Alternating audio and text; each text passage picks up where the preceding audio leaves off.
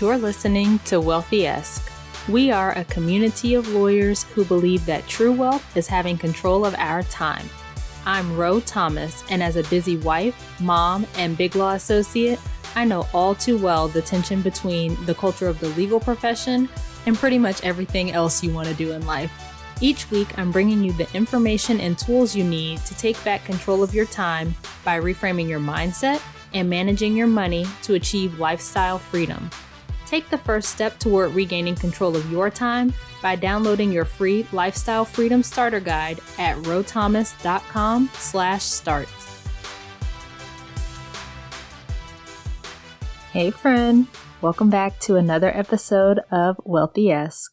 I'm so excited that you joined me today because I know that you're super busy, and so for you to take a little time out of your day to spend with me means a lot. Today, I want to talk about making yourself a priority. When's the last time that you put yourself first? When's the last time you practiced intentional self-care? It's such an essential part of our lives, and so many of us overlook it. If I asked you to list out your list of priorities, if you're like most of us, you wouldn't even put yourself on the list. You have everything and everyone else on your list but you. I get it. That was me not too long ago. And truth be told, I still have to check myself sometimes, but I'm definitely making strides to do better. So while you're going through and trying to make sure that everyone else is taken care of and trying to do all the things, you have to prioritize yourself. Your life cannot revolve around everyone else. In this profession, we have so many demands on our time. We've got the billable hours and the meetings to discuss the meeting before the meeting and the emails and the client calls, the fire drills. And then in our personal lives, we have even more demands. We've got spouses and kids and extended family and friends and other commitments. With all that we have going on, it's so easy for us to forget about ourselves. We go and go and go and give and give and give and then completely neglect ourselves. Friend, if you're going to take back control of your time, you have to make yourself a priority. So let's talk about it. Today, I'm going to share a story about my own struggle with making myself a priority, why making yourself a priority in your own life is so important, and a few tips to help you put yourself on your priority list. Okay, story time. When I had my first kid, I decided that I was going to make it into the office around 7 so that I could get all my hours in and leave by 4 to get him from daycare. He was a baby at the time, and he was going to bed at like 7:30 at night. And so I wanted to actually be able to spend time with him before he went to sleep. I would get up at the crack of dawn and basically throw on clothes, throw my hair in a bun, barely did makeup, if any. And then I went to get him up and get him dressed and run around and all. And my husband was a resident at the time. And there were a lot of nights where he was on call and had to spend the night at the hospital. So I was on my own a lot. So anyway, I get the baby up and I feed him and get him dressed and got all the bags in the car and got him in the car and got out the door so I could get on the road because I'm in Atlanta. And if you don't know, Atlanta is an hour from Atlanta, right? Like traffic is awful here. And I didn't want to be caught in morning traffic. So I would get out the door early. And I usually made it to daycare in like 20 minutes or so. So after I would get him situated at daycare, maybe I'd chat a bit with his teachers, and then I'd run on to the office. And the office is right around the corner from the daycare, which definitely makes things nice. But once I would get to the office, then I would be in there, head down, doing my work pretty much until it was time to go. Like sometimes I'd go out for lunch, but I typically would eat at my desk. So then I'm running to pick him up again and head home through evening traffic, which was more like 30 minutes. And I eat dinner with the family and bath time and bedtime, and then clean up the kitchen and maybe hang out with my husband for a little while, depending on his work schedule, and then start getting ready for the next day and go to bed. That was pretty much my day every day during the work week. I wasn't spending much time doing things that I enjoy. For example, I am a fairly girly girl. Like I love fashion. I love shoes. I love makeup, all that. And I wasn't doing those things. I just wasn't putting the time that I would normally put into myself because I was so concerned about getting my work done and billing these hours and spending time with my baby. I also didn't really do things on the weekend because I had all the mom guilt from being at work all week. And so I wanted to be there at the house on the weekend so I could spend time with the baby. Plus, he was so little and literally depended on me for his nourishment. So there's that. My husband encouraged me to go out just because, to take time for myself or meet up with friends or things like that. And I would go when there were events, like if somebody was celebrating something, but just to go meet a friend for lunch on a weekend, I wasn't really doing that kind of thing. I was hardly spending any time on myself or doing things just for myself. And it definitely took a toll on me. Like I was snappy, I was irritable, and just felt tired. And I started to realize that I had become my kid's mom as opposed to Ro, who happened to have a kid. I really lost myself and it didn't feel good. Like, can you relate? I started to regain some sense of myself as he got older, especially as he became less dependent on me.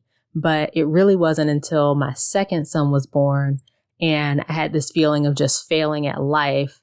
And I was telling my therapist that I wasn't the wife I wanted to be, or the mom I wanted to be, or the lawyer I wanted to be. And she asked me that pivotal question: what about the you want to be?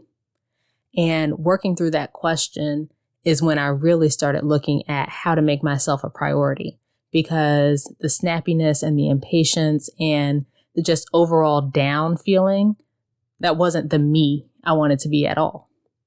Like, it's hard to show up for everybody and everything else when you aren't showing up for yourself. If you're just pouring out for everybody and not taking the time to refill, there's nothing left to pour. You can't pour from an empty cup, friend. I had to learn to practice self-care more regularly, more intentionally, and to make it a priority. And it's done a world of good for me. I know how important it is. So that's a bit of my story, kind of condensed version anyway. But now let's get into why making yourself a priority is so important. I think a lot of times people feel like doing things for themselves is selfish or indulgent. And that's just not the case at all. Like, we have so much shame around doing things for ourselves. Who am I to do this thing? Oh, this feels frivolous. This isn't productive, so I shouldn't be doing it. I don't know where this whole idea that we have to sacrifice ourselves and our well-being and always put ourselves on the back burner came from. But I truly believe that we make time for what's important to us. And the fact that so many of us don't make time for ourselves is telling. The thing you need to ask yourself is, how important are you to you? The way you spend your time can give you some insight there. Putting ourselves first is essential to showing up as our best selves, and it's best for everyone around us. When you're always spending your time focused on everyone else and everyone else's priorities, then you have no time for your own priorities and what's important to you. And then that leads to feelings of unfulfillment and even resentment. We make the choice to elevate other people's wants and needs above our own. We're all adults here. We can make decisions for our own lives without someone giving us permission to do so. And if you truly feel you need permission, go look in the mirror, tell yourself, I give you permission to take care of yourself. The end. Time is our only finite resource. We legit will never get this time back. And we spend it focused on everyone else and what everyone else thinks and what everyone else wants for our lives. And we never look at what we want or what we need. 2020 has shown us how short and unpredictable life is. And I don't want to look back at the end of my life and have regrets for the time I spent doing things I didn't want to do, or the things that I didn't do because I was worried about someone else. I don't want to have regrets. I want to make it to heaven and feel like I have given this life all I could. Back in the day, when we were still taking flights, the flight attendants always said to put our oxygen mask on before helping anyone else with theirs. And I think that's an important way to live our lives as well. Like, we can't run around giving everyone else the oxygen they need and never putting on our own oxygen mask. We can't run around sustaining everybody else and neglecting ourselves. It doesn't work that way. Like, life doesn't work that way. You end up burned out and resentful and unhappy and unfulfilled, and that's just not a way to live. We make a lot of excuses for why we can't do things for ourselves, like we're too busy or we don't have childcare or we don't have time. I believe these excuses really stem from a feeling that we are less valuable than all the other people and things that are taking over our thoughts and our time and our lives. We somehow feel that we don't deserve our own time. We don't deserve to do things that make us feel good, that make us feel whole just because. You are worthy.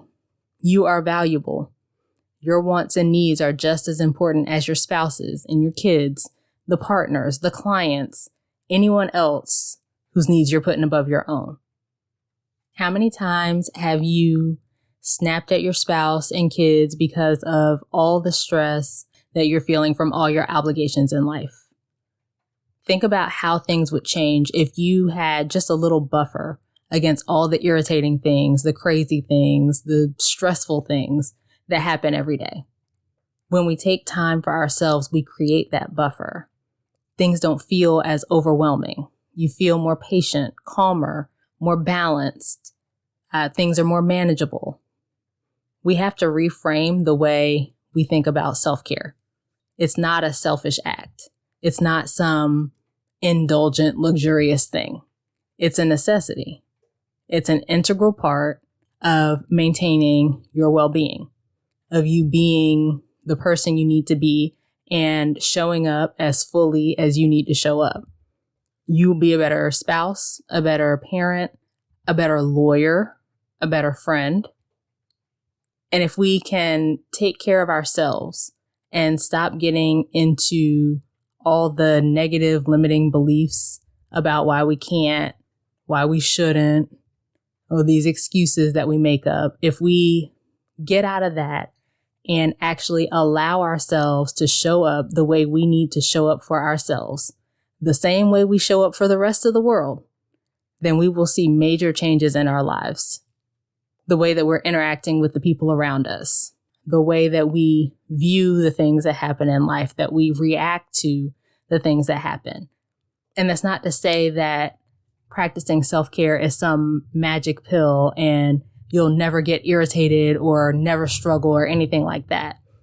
I definitely still struggle at times and I get impatient at times and all of that. But from practicing putting myself first and making sure that I fill my cup before I'm pouring everything out to everyone else, I'm much more patient. I'm calmer. I'm less irritable. There are a lot of benefits, positive things that come from taking time for yourself.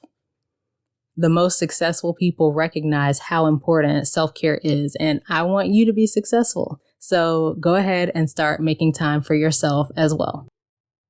Okay, so now let's get into a few tips on how to make yourself a priority. Number 1, make a list of all the activities that you'd like to do that would refill your cup. Don't edit yourself. We have this tendency to discount ideas before we even get a chance to really consider them because we don't think they'll work or we think it's too silly or whatever. Put it all down. Anything that comes to mind, even things that seem out of reach. And then order that list so the things that you most want to do are at the top. And that way, when you're trying to figure out what you should do, you already have a go-to list. Number 2, put yourself on your calendar before anything else. We allow everybody to fill our calendars with all their stuff, and then we try to jam our stuff in the spots that are left over. No, put yourself on the calendar first. You're the priority. You are number 1. And so as you're preparing for your weeks, block out time for yourself. Select 1 or 2 things from your list and schedule them. Me time in the morning, a hobby that you want to do, breaks you're going to take during the workday, put it all on your calendar. And that way, when competing things come up, then you've already got that time blocked off. And now this doesn't work if you don't stand by it. So you can't be moving your stuff around or canceling your stuff or treating your stuff like it's not a real appointment. Like when I have myself on my calendar, that is my time. That's an appointment. So if somebody wants to schedule something during that time, I decline it because I already have something on my calendar. Number 3, get an accountability partner. Now, I haven't tried this tip in this specific area yet, like in the area of making myself a priority, but having someone who will hold you to making time for yourself and who you can hold accountable will be really helpful if you struggle with this. It's really easy for us to make excuses for why we can't do the self-care thing that we planned, why we've got so much going on, so it's not going to work out today. I'm just too tired. I'm too busy. I'm too whatever excuse that we make up. This needs to be somebody who you know is going to hold you accountable, who you can share your struggles with, who will keep you on track, who you can keep on track. You don't want somebody who's going to allow you to slack and scrimp on your self-care because, as we've already discussed, it is so important. Number 4, get up earlier to take time for yourself before you get your day started. So many of us get up and immediately hit the ground running. We get up and we're getting dressed and we're getting everybody else ready and we've got to get the kids off here and get to work, and it's just a hot mess. So what if you get up a little bit earlier and have some time to ease into your day? Do something just for you. I've mentioned before that I read my Bible and study in the mornings and meditate sometimes and just have general quiet time. Like having a 3-year-old and 18-month-old is kind of tough to have quiet time in my house. So getting up a little bit earlier before my husband, before my kids, the house is quiet and it's just me with God and my thoughts. And it's been such a game changer for me. I highly encourage you to try it. And you don't have to go from, waking up at 8 to waking up at 5. Maybe you wake up 15 minutes earlier and increase it by another 15 minutes each week until you get to the time that you want to wake up. But getting up earlier has really set the tone for my day. And I think it allows me to be more patient with my kids. It allows me to feel less frazzled and more calm and all of that. It's such a simple practice, but it's made a world of difference. And I highly, highly recommend it. All right. Number 5, say no to things that you don't want to do. A lot of times we're unhappy because we're doing things we don't want to do, trying not to disappoint some other person. But why is that other person's happiness more valuable than your own? Why are this person's feelings more important than your own? I say this all the time, but no is a complete sentence. It's very clear that in saying yes to things that we don't want to say yes to because we don't want to disappoint another person, we're implicitly elevating this person's thoughts or opinions or feelings or whatever above our own. And I think that's a dangerous place to be. So say no and stand by your no. And if you need tips on setting boundaries at work specifically and making decisions for your life in the workplace, then head back to episode 6. There are some tips in there around setting boundaries for your job. Okay, so let's recap. If you're struggling with making yourself a priority, you are not alone. I've been there and I still struggle from time to time, as do many people. There's no shame in making ourselves a priority and doing things that will refill our cup. It's not a luxury, it's a necessity. We have to put on our oxygen mask before we can help anyone else with theirs. Practicing self-care helps us show up as our best selves. It's best for not only us, but also everyone around us. A few tips to make yourself a priority in your own life. Number 1, make a list of all the activities you'd like to do that will refill your cup. Number 2, put yourself on your calendar before anything else. Number 3, get an accountability partner. Number 4, get up earlier to take time for yourself before you get your day going. Number 5, say no to things that you don't want to do. Okay, that's it for this episode. I'd love for you to join me over in our private Facebook community, the Wealthy Yes community. Let's chat more about how we can make ourselves a priority in our own lives. Head to rothomas.com/community. If you got value from today's episode, please share it with a friend you think would also find it useful. And if you share on social media, don't forget to tag me at I am Ro Thomas on Instagram, Facebook, and Twitter. Also, please subscribe to the show on whatever platform you're listening on. It's completely free, and you'll be notified when new episodes are released. If you're so inclined, you can also leave me a written review. As we close out, friend, I pray that you recognize your value. God doesn't make extras, and He doesn't make mistakes. You are worthy. I pray that you will show up for yourself the way you show up for everyone else in your world, and stop feeling shame around doing things to take care of yourself. And as always, I pray that you will continue to take steps to regain control of your time, build wealth, and live the life of freedom and choice you deserve. Talk to you later.